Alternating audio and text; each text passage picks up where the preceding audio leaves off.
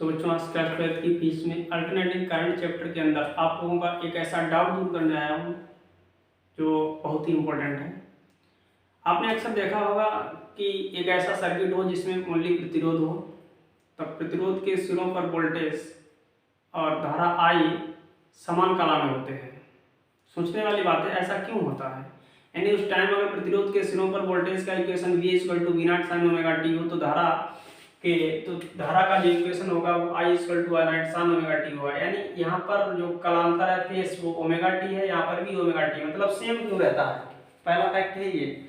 दूसरा बच्चों फैक्ट ये है कि जब एक ऐसा सर्किट जिसमें ओनली 100 प्रेरकत्व हो, तब प्रेरकत्व के सिरों पर वोल्टेज और धारा I से 90 डिग्री आगे होता है, या यूं कह लें कि धारा I प्रेरकत्व के सिरों पर वोल्टेज से 90 डिग्री पीछे होती है। बात यह है कि इसका मतलब ये 90 डिग्री आगे, 90 डिग्री पीछे। ऐसा क्यों होता है? क्या रीजन है? आज हम आप लोगों को सब डाउट दूर कर देंगे।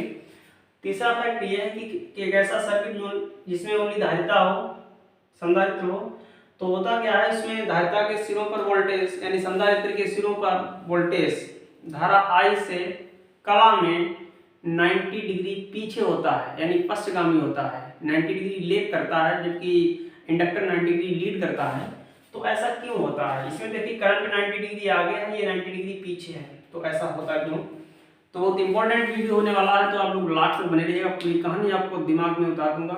तो चलिए स्टार्ट करता हूँ। तो सबसे पहले बात करेंगे कि केवल शुद्ध प्रतिरोध वाले परिपथ में V = V0 sin omega T, I = I0 sin omega T, यानी इसमें जो जो डिफरेंस फेस होता है वो सेम क्यों होता है, आज इस पर चर्चा होगी। तो हम एक यहाँ पर सर्किट बना रहे हैं, ये कोई सर्किट है और इसमें हमने एक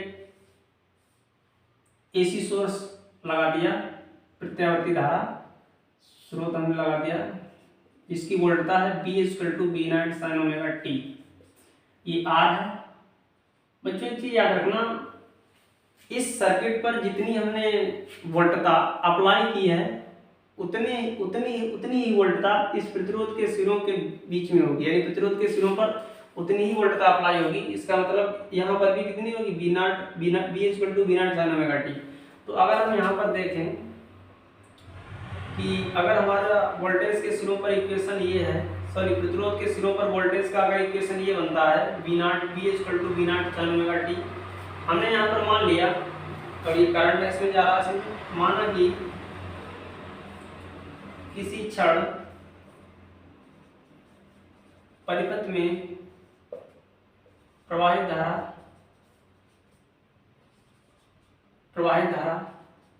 I है, जो कि बच्चों तात्कालिक करंट कहलाएगा, तात्कालिक धारा कहलाएगी। तो ओम के नियम के अकॉर्डिंग, ओम का नियम क्या होता है, V = IR। इसमें बच्चों V क्या है, तात्कालिक वोल्टेज, V0 क्या है, वोल्टेज का शिखर मान, और ओमेगा टी क्या है, कला। तो अगर यहाँ से हम V की वैल्यू पुट करें तो ये बनेगा, मतलब ये वाली V की वैल्यू यहाँ पर पुट कर देंगे, ये बन जाएगा V0 sin ओमेगा टी। और अगर यहाँ से हम बच्चों I की वैल्यू निकालो तो ये बनेगा V0/R sin ओमेगा टी। ठीक, और याद रखना V0/R बराबर होता है, V0/R इक्वल टू होता है I0 के, तो यहाँ पर I0 आ जाएगा और sin ओमेगा टी। तो देखने से आपको पता चल रहा होगा कि जो वोल्टेज का जो इक्वेशन था, प्रतिरोध के सिरों पर वोल्टेज का जो इक्वेशन था वो था V = V0 sin omega T. यहाँ पर यानी यहाँ पर जो फेस था वो ओमेगा टी था, और करंट का जो इक्वेशन निकल के आया I = I0 sin omega T, यानी यहाँ पर जो फेस है वो भी ओमेगा टी है। तो इससे क्लियर होता है कि केवल शुद्ध प्रतिरोध वाले परिपथ में प्रतिरोध के सिरों पर वोल्टेज और धारा I समान कला में होते हैं, यानी इनमें फेस डिफरेंस सेम होता है। अब हम बात करते हैं कि ऐसा परिपथ जिसमें ओनली 100 प्रेरकत्व हो। तो 100 प्रेरकत्व वाले केस में क्या होता है कि 100 प्रेरकत्व के सिरों पर जो वोल्टेज होता है वो धारा I से 90, मतलब धारा I से कला में 90 डिग्री लीड करता है, 90 डिग्री उससे आगे होता है। ऐसा क्यों? ठीक, तो अब बात करते हैं केवल शुद्ध प्रेरकत्व वाले परिपथ में क्यों होता है B equal to B naught sine omega T, I equal to I naught sine omega T minus 5/2, यानी करंट जो है इस वोल्टेज वाले इक्वेशन से 90 डिग्री फेस में पीछे है, जबकि ये कला में 90 डिग्री आगे है। ऐसा क्यों होता है? जहाँ तो हम इसे यहाँ पर ओमेगा टी प्लस 5/2 कर दें तो यहाँ पर ओनली ओमेगा टी रहेगा, ठीक, उससे कोई डाउट नहीं। मतलब चाहो तो हम इसे ऐसे लिख सकते हैं B equal to B naught sine omega T plus 5/2, ठीक। अगर हमने यहाँ पर 90 डिग्री इसमें ऐड कर दिया तो हम करंट का इक्वेशन कुछ ऐसा लिखेंगे, तो इससे कोई फर्क नहीं पड़ता, ऐसे लिख सकते हैं ऐसे लिख सकते हैं, ठीक। अब ऐसा होता क्यों है तो बताता हूँ, जरा ध्यान से देखना। हम यहाँ पर एक सर्किट बना रहे हैं जिसमें हमने एक इंडक्टर लगा दिया और जिसमें हमने यहाँ पर एसी सप्लाई लगा दी B equal to B naught sine omega T, ठीक। यानी जो वोल्टेज हमने परिपथ में जोड़ा है वही वोल्टेज इस का नाम प्रेरकत्व के सिरों पर भी उत्पन्न होगा, ठीक। तो यहाँ पर ये L है तो यहाँ पर भी यही वोल्टेज अप्लाई हो रहा है B equal to B naught sine omega T, ठीक। अब अगर मान लें कि किसी क्षण इस परिपथ में सूक्ष्म टाइम dt में धारा di प्रवाहित की जाए, माना कि किसी क्षण सूक्ष्म समय dt में धारा di प्रवाहित होती है, कितनी di प्रवाहित होती है, तो याद रखना का नाम प्रेरकत्व के सिरों पर जो वोल्टेज का नाम जो प्रेरित विद्युत वाहक बल उत्पन्न होगा वो बच्चों होगा E इक्वल टू LdI/dt,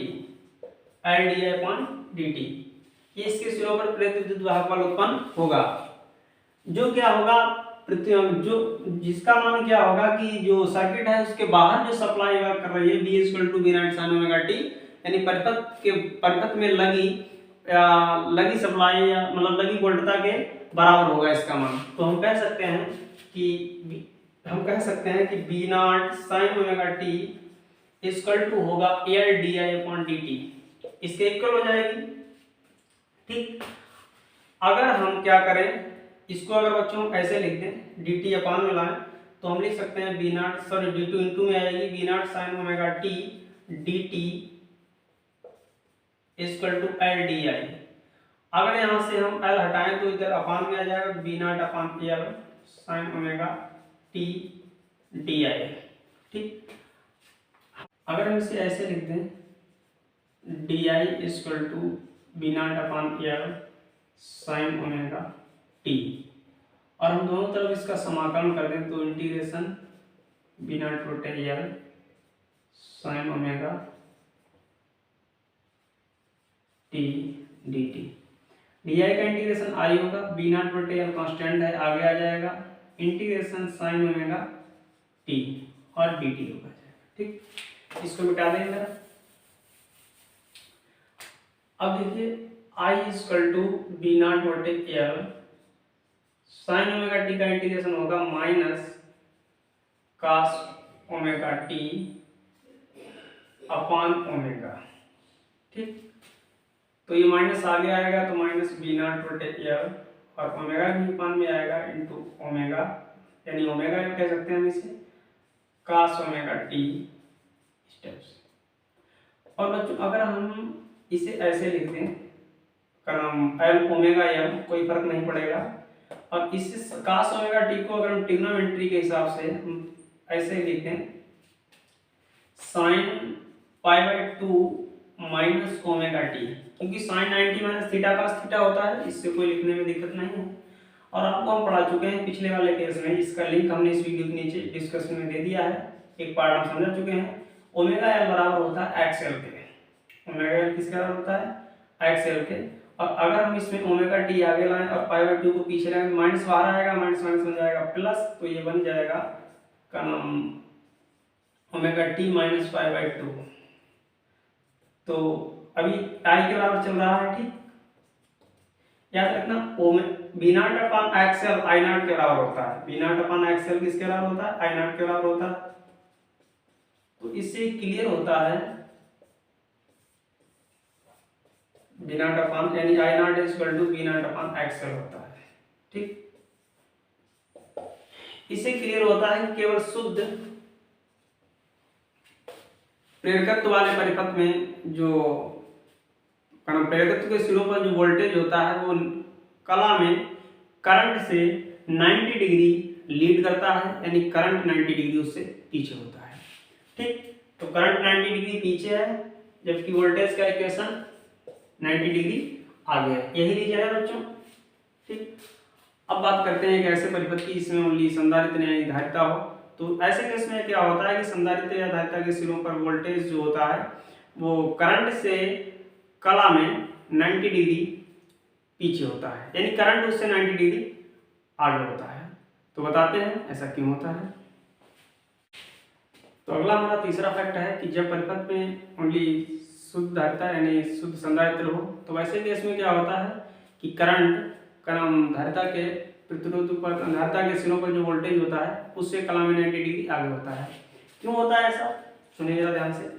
हमने क्या किया, यहाँ पर एक हम सर्किट बना रहे हैं और हमने यहाँ पर एक संधारित्र लगा दिया है। ठीक, और ये इसके सिरों प्रत्यावर्ती सर्किट पर हमने एसी सप्लाई लगा दी है V0 sin omega T AC है। हम मान रहे हैं कि जो सर्किट के सिरों पर परिपथ पर हमने जो वोल्टेज अप्लाई किया है वो V = V0 sin omega T, और जितना वोल्टेज हमने इस सर्किट पर अप्लाई किया है जस्ट उतना ही वोल्टेज इस संधारित्र के सिरों पर होगा। याद रखना इस चीज को। तो अगर हम लिख दें किसी क्षण, माना कि किसी क्षण संधारित्र की प्लेटों पर आवेश Q हो, तब फॉर्मूला रहेगा V Q/C। संधारित्र के सिरों पर जो वोल्टेज उत्पन्न होगा वो V Q/C बनेगा। इक्वेशन है V V0 sin omega T. हम V की जगह पर पुट कर देंगे Q/C V0 sin omega T, और हम इसका डिफरेंशियल कर देंगे t के सापेक्ष, यानी differentiating with respect to t। t के सापेक्ष हम इसे डिफरेंशिएट कर रहे हैं तो देखिए क्या बनेगा। इसमें c कांस्टेंट है, ये आगे आएगा तो 1/c, q का हो जाएगा dq/dt = V0 कांस्टेंट है, ये बनेगा d/dt sin ओमेगा t। ठीक, अब dq/dt आवेश परिवर्तन की दर क्या कहलाती है बच्चों, करंट कहलाता है। आवेश परिवर्तन की दर dq/dt I कहलाती है, और sin ओमेगा t का इंटीग्रेशन रहेगा, डिफरेंशियल रहेगा cos ओमेगा t, और ओमेगा t का डिफरेंशियल रहेगा ओमेगा। ठीक, c अपॉन में इधर इंटू में जाएगा तो I बराबर हो जाएगा CV0 ओमेगा, और इस cos ओमेगा t को अगर हम बच्चों ऐसे लिख दें sin π/2 प्लस ओमेगा टी, कोई डाउट नहीं, क्योंकि sin 90 plus theta cos theta होता है, sin 90 plus theta cos theta होता है, फिर वही चीज आ जाएगी, इससे कोई डाउट नहीं। अब देखिए इस चीज को बच्चों अगर हम ऐसे लिख दें, जरा ध्यान से देखना, V0 1/ओमेगा c। चलो ऊपर लिखें, यहाँ पर जगह कम है, इसे हम थोड़ा मिटा दें। देखिए यहाँ पर I = है, इस वाले टर्म को अगर हम ऐसे लिख दें V0 1/ओमेगा c और sin ओमेगा t प्लस π/2, मतलब ऐसे इस चीज को हम ऐसे लिख सकते हैं, क्योंकि गुणा जब करेंगे फिर ऊपर जाएगा, फिर वही चीज आ जाएगी। और याद रखना, पढ़ा चुके हैं पिछले लेक्चर में 1/ओमेगा c होता है xc के बराबर। किसके बराबर होता है, xc के बराबर होता है। तो देखिए I = V0/xc को हम I0 लिख सकते हैं, ओमेगा t प्लस π/2। ठीक, ये फॉर्मूला निकल के आ गया। हम लिख देंगे जहां I0 = V0/xc। एक्सी क्या है, संधारित्र के सिरों पर धारित्य प्रतिघात। तो यहाँ से क्लियर हो जाता है कि संधारित्र का नाम ऐसे केस में जो करंट का इक्वेशन होता है वो कला में संधारित्र के सिरों पर वोल्टेज से 90 डिग्री आगे होता है। ये π/2 इसका एंगल है, ओमेगा टी प्लस π/2 इसका एंगल है ओमेगा टी, यानी करंट वाला इक्वेशन फेस में 90 डिग्री आगे है बच्चों। तो आज के लिए इतना ही। अगर वीडियो अच्छा लगा हो तो प्लीज़ वीडियो को लाइक करना, ज़्यादा से ज़्यादा शेयर करना, और चैनल पर नए हो तो चैनल को सब्सक्राइब जरूर कर लेना, जिससे कि जब भी हम कोई वीडियो अपलोड करेंगे तो उसका नोटिफिकेशन आपके पास तुरंत आ जाया करेगा। तो आज के लिए इतना ही। Thanks for watching.